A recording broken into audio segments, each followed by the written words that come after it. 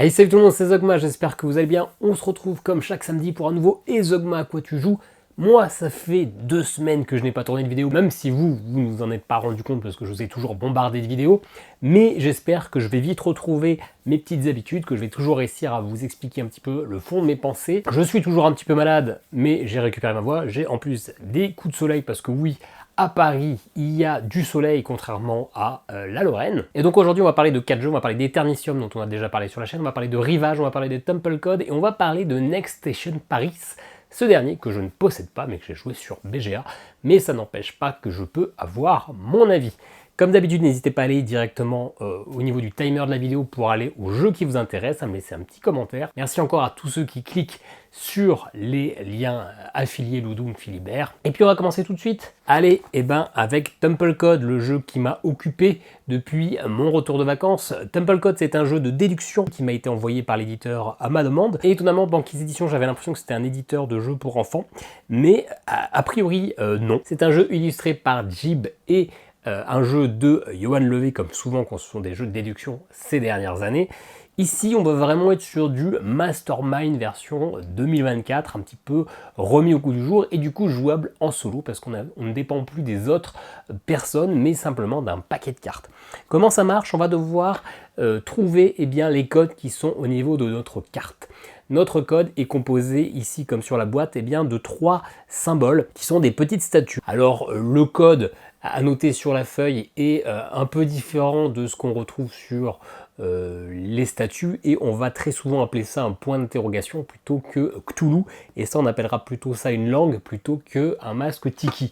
Mais en soi, peu importe, ça change pas grand chose. On a une carte qui est cachée et on va voir des cartes qui seront visibles avec du coup des symboles. On sait qu'il n'y a aucune autre carte qui est exactement comme la nôtre. Et puis surtout, on va choisir une carte parmi 2 disponibles en solo et on va avoir tout simplement possibilité de mettre la carte l'une sur l'autre et il y aura une petite flèche et ça va nous dire si il y a des figures en commun ou non, et si ces figures en commun, si elles sont au bon endroit, s'il y en a une ou 2 au bon endroit, ou s'il y en a une ou 2 qui est au mauvais endroit. Et donc petit à petit, on va essayer de faire des déductions en chaîne. Si on sait qu'il y a un de ces symboles par exemple qui est au bon endroit et qu'on sait déjà lequel, ça veut dire que les 2 autres symboles n'apparaissent pas dans le code et qu'on peut du coup les supprimer. Le but en solo est de faire passer tout le deck de cartes qui est composé de 35 statues et d'essayer de trouver le plus de codes différents et donc finalement de réussir à faire ces déductions en un certain nombre de coups et le plus bas possible. Franchement, c'est un jeu qui marche bien. Le Mastermind, moi j'y jouais beaucoup dans mon enfance avec ma mère ou avec ma soeur, je trouvais ça plutôt cool.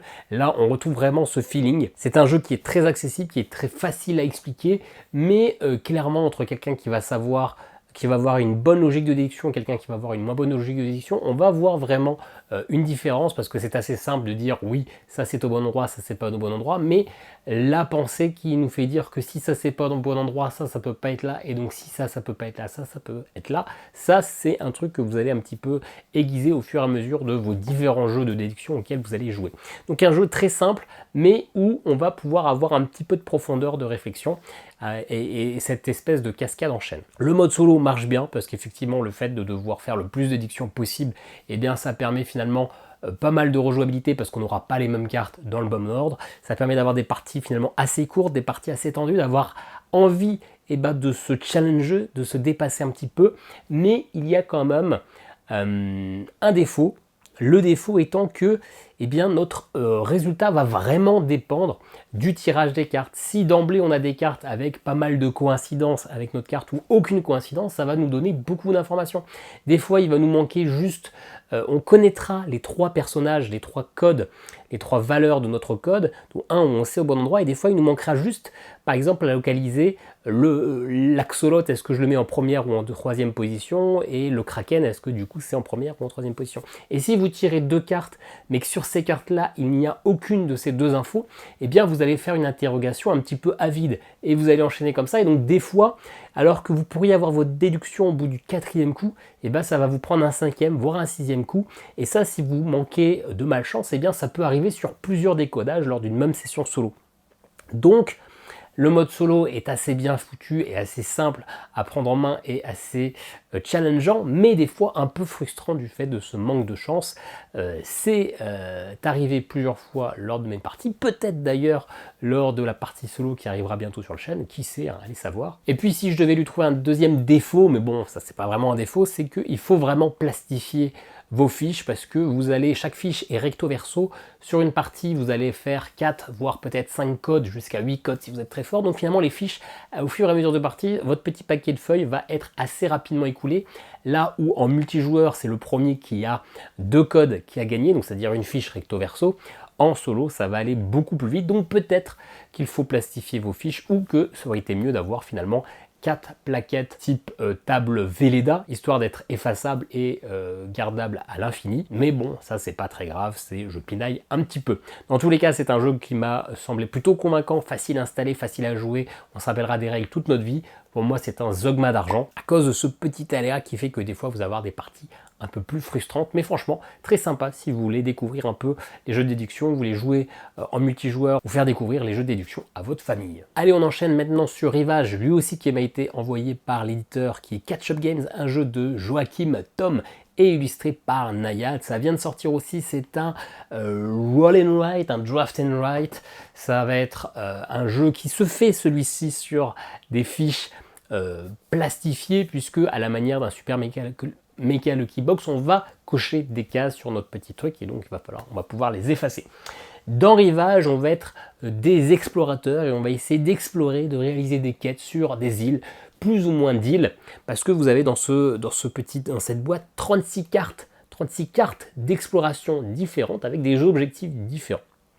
Comment ça marche? En multijoueur, vous allez avoir 2 cartes en main, et même d'ailleurs en solo, et sur ces 2 cartes, eh bien, vous avez différentes cases à cocher, qui sont séparées en lignes. À chaque fois, vous êtes toujours obligé de prendre la ligne la plus haute possible. Par exemple, sur la carte de coche, eh ben, la ligne, ça sera 3 cases vertes et une case jaune. Et sur la deuxième carte, la case la plus haute disponible, ça sera 2 cases bleues, une case rouge. Vous choisissez ce que vous voulez, et sur votre île, vous faites ces croix, parce que votre île est composée en différentes régions de différentes couleurs, et donc vous êtes toujours obligé de faire une croix à côté d'une case adjacente, mais pas forcément adjacente l'une par rapport à l'autre quand vous cochez vos différents trucs. Ça peut être de l'adjacence à différents tours.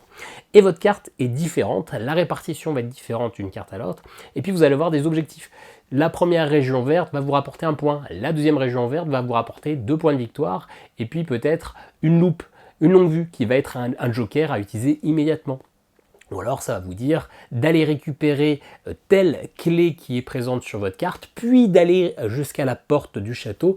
Et dans ce cas-là, si vous faites ça dans exactement ce sens-là, vous débloquez 5 points de victoire et 2 talents pour l'arbre de la sagesse, qui est un arbre de compétences qui peut vous rapporter des points, des parchemins, des points de victoire ou des bonus. Donc généralement, on va essayer d'optimiser nos choix pour valider nos objectifs. Mais vous n'êtes pas obligé de tout faire sur la carte, parce qu'il y a aussi une composante d'exploration. Si vous ralliez un port à l'autre port, vous changez de carte, vous aurez donc d'autres objectifs, et c'est important d'explorer, parce qu'à la fin de la partie, celui qui a exploré le plus de cartes gagne également des points de victoire. Pourquoi je vous disais que c'est un draft and write? Parce qu'une fois que vous avez choisi votre ligne supérieure sur une de vos 2 cartes, vous la barrez et vous passez les 2 cartes à votre voisin, et donc vous récupérez les cartes de votre autre voisin. Et donc petit à petit, vous allez avoir des cartes avec peut-être des choix plus hauts sur la carte, qui sont généralement plus importants, parce que généralement la première ligne on a 4 récompenses, là où la dernière ligne généralement on a 2 ou 3 récompenses, mais vous allez du coup choisir ce qui est le plus intéressant à l'instant T.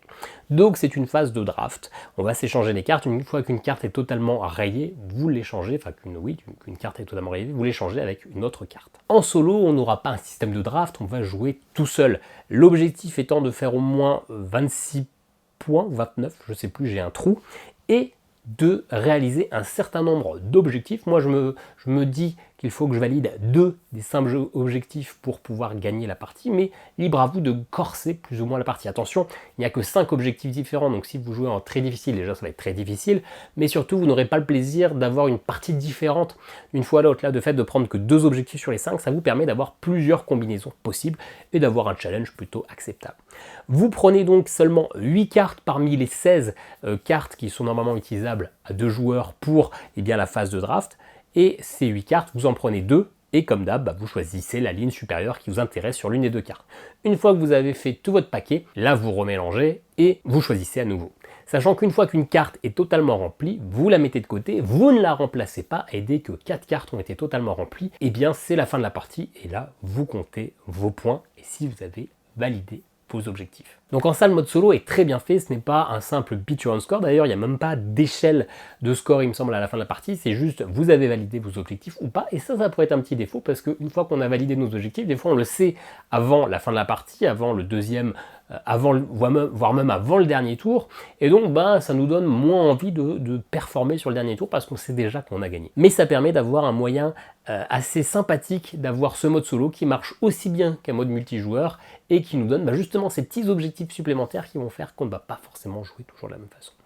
Là où il y a un défaut de ce mode solo, c'est que finalement, le fait de mélanger les cartes sur lesquelles vous avez écrit au Velleda, vous avez tendance à effacer ce que vous avez écrit dessus, et ça c'est un petit peu pénible. Alors, c'est rare qu'une carte soit totalement effacée, mais moi quand j'ai une carte où le Velleda est un petit peu frotté, où il y a des petits trous, je trouve pas ça très beau, ça m'embête un petit peu. Donc un défaut qui est inhérent, qui est impossible à bloquer, forcément à partir du moment où vous mélangez vos cartes, vous avez forcément le Velleda qui s'efface, mais ça m'embête un peu.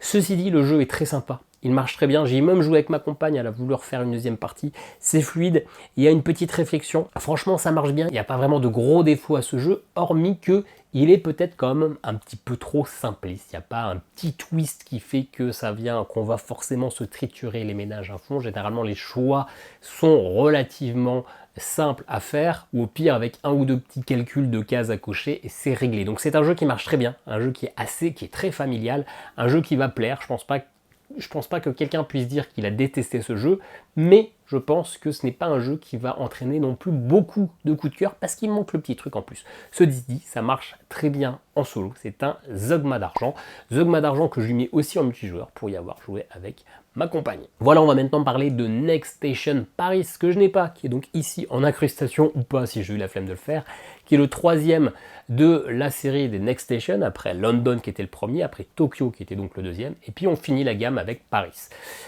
C'est un jeu de Blue Orange, je pense que c'est toujours Matthew Dunstan, l'auteur, je n'ai pas regardé qui était l'illustrateur, my bad.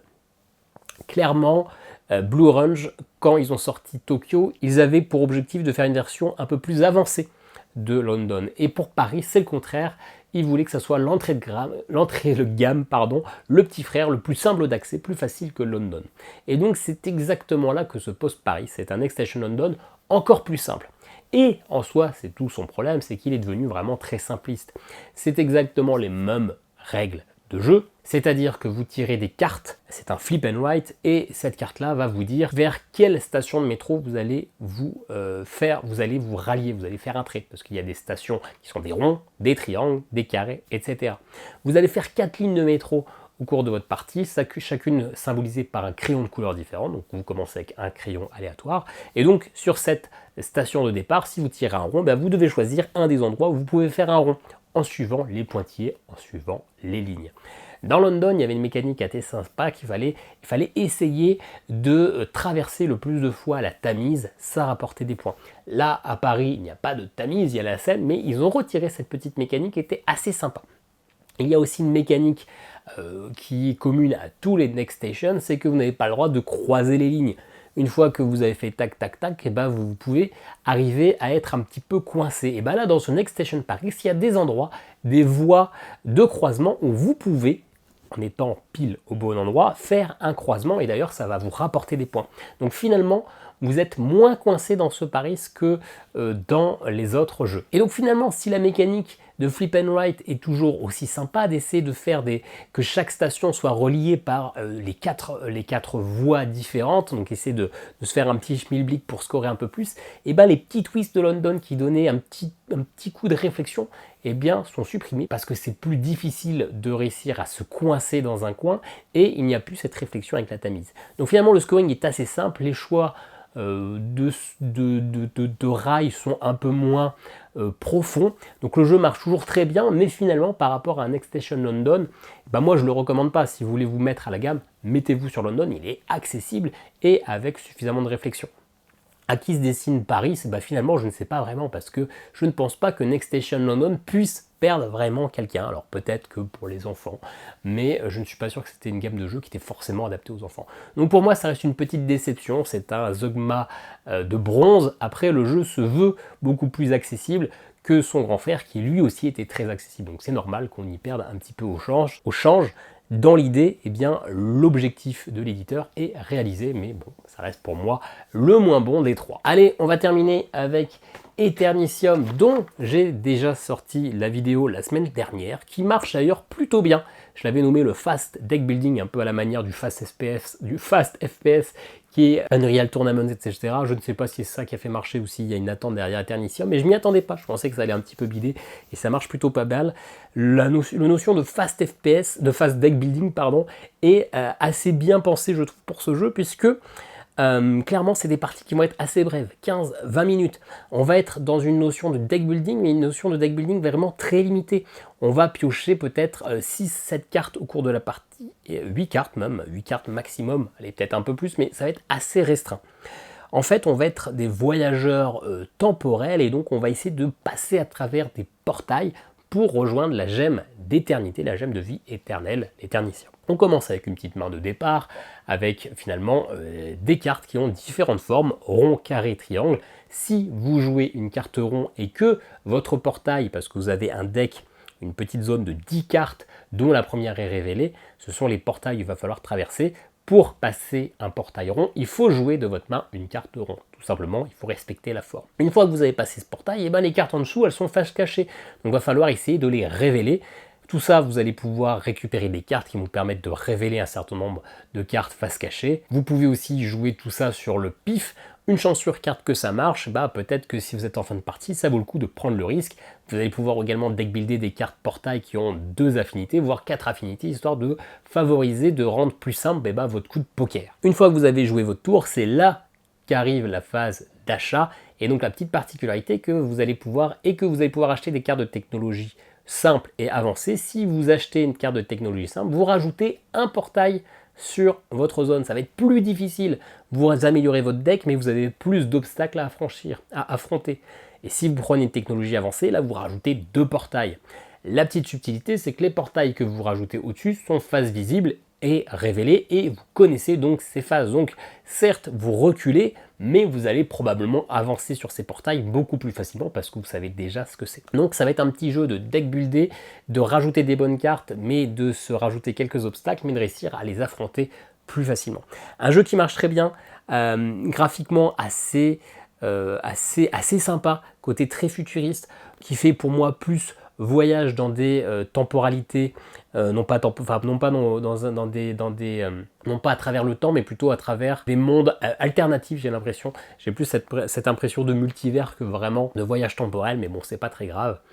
Le jeu, une fois qu'on l'a pris en main, qu'on a compris les petites subtilités, on va avoir 2-3 stratégies différentes, mais on va avoir tendance à gagner assez facilement en solo. Il y a 2-3 petites techniques qui permettent de s'en sortir assez bien. Et pour le solo, vous avez 8 ou 10 scénarios solo qui vont vous mettre des mises en place différentes, qui vont vous donner des conditions de victoire différentes, qui vont vous donner des petits malus, des petits bonus. Certains scénarios qui sont très compliqués. Le premier scénario pour moi est plus compliqué, deuxième scénario, etc. Donc ils ne sont pas forcément rangés dans l'ordre de difficulté, en tout cas en fonction de la manière dont vous jouez, mais ça va vous rajouter vraiment pas mal de contenu. 10 missions différentes qui vont vraiment vous twister la manière de jouer. Franchement, un jeu à petit prix, alors j'ai pas dit, c'est Omea Games, le deuxième jeu d'une maison d'édition belge, un jeu de Thomas Carlier et illustré par Baptiste Pérez, un jeu qui m'a été aussi envoyé à ma demande par l'éditeur, un jeu qui est vraiment assez accessible, rapide. J'aime vraiment cette notion de fast deck building avec pas mal de petites missions solo qui vont vous mettre un petit peu des bâtons dans les roues. J'ai dit que pour moi, niveau univers graphique, on n'était pas trop dans l'univers, dans le voyage temporel, mais plus dans le voyage dans un multivers, mais c'est pas très grave. Et l'autre défaut, c'est qu'une fois les cartes slivées, et il faut sliver les cartes parce que la qualité des cartes n'est franchement pas au rendez-vous.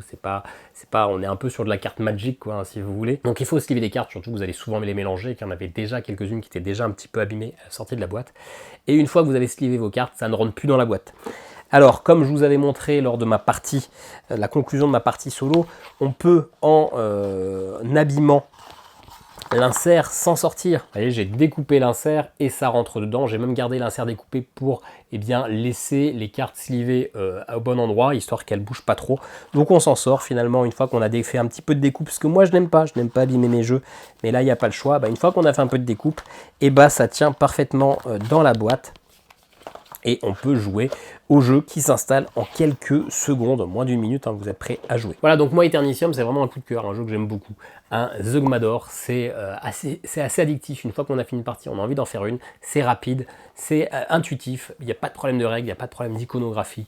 C'est vraiment un jeu que je vous conseille si vous aimez les deck building. Mais investissez dans des sleeves et dans une paire de ciseaux ou un cutter si vous faites les choses proprement. Voilà, c'est tout pour aujourd'hui. Les 4 jeux dont on a parlé, donc Rivage, Temple Code, Next Station Paris et Eternicium, quand même plutôt une belle fournée, il n'y a pas eu de grosses déceptions, des jeux quand même plutôt initiés, familiaux, pas de jeux experts, de jeux compliqués. Cette semaine, dites-moi ce que vous en avez pensé, dites-moi à quoi vous avez joué ces dernières semaines. Moi finalement j'ai quasiment pas joué pendant une semaine, donc la semaine prochaine il n'y aura peut-être pas de Exogma, parce que dans les jeux en attente de vous en parler, il n'y en a plus qu'un.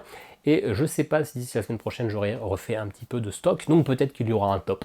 On verra bien ce que je vous propose pour la semaine prochaine. Dans tous les cas, n'hésitez pas à commenter, à vous abonner, à utiliser les petits liens affiliés. Puis nous on se dit à très bientôt pour une nouvelle vidéo. Ciao ciao.